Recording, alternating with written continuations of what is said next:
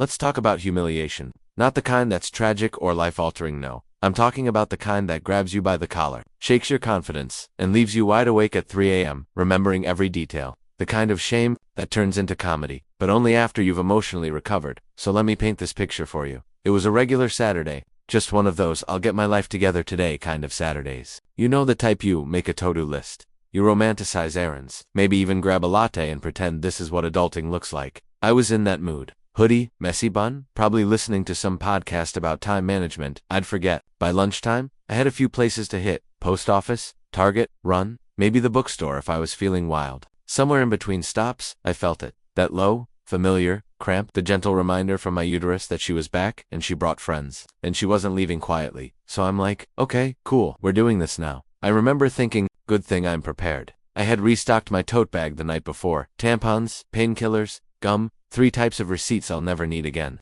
I was ready for anything. Now I'm in this shopping center fancy, like really clean. You know those malls where everything feels way more expensive than it should? Calming background music, ambient lighting, a place that probably sells water, bottles for $60. That's where I was. I spot the restroom sign, the little stick figures pointing in opposite directions.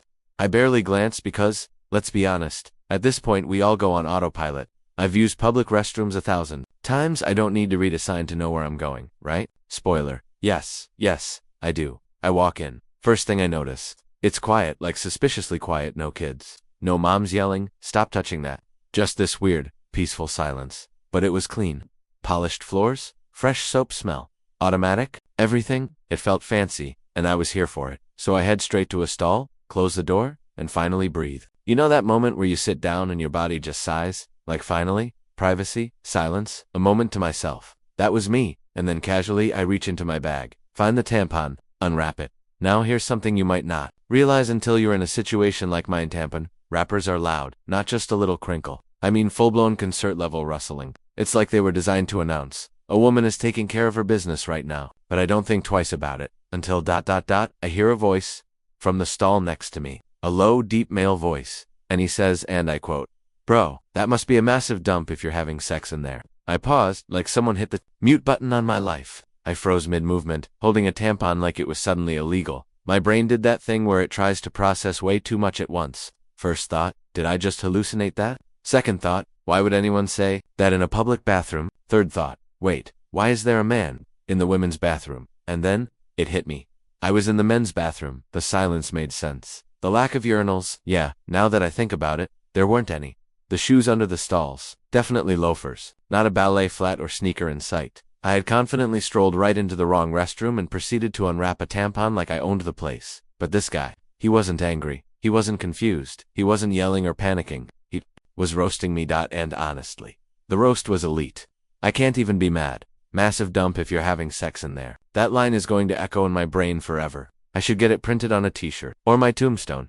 Anyway, once the shock wore off, I did what any normal person would do. I panicked, shoved everything back into my bag, stood up so fast I nearly pulled a muscle, flushed the toilet, even though I didn't technically use it, because somehow flushing felt like closure, like maybe it would erase the moment from existence. I opened the door and tried to casually walk out like I hadn't just humiliated myself on a deeply spiritual level, but as soon as I stepped into the hallway, I locked eyes with the janitor, just this old guy pushing a mop, who looked at me like, "You poor thing," and that's when it fully sank in. I had just unwrapped a tampon. In the men's room, while a guy in the next stall roasted me so hard, I actually felt my soul leave my body. I didn't even stop walking. I just power walked out of there and kept going like I was late for a meeting with God. I passed 3 stores before I even stopped to breathe.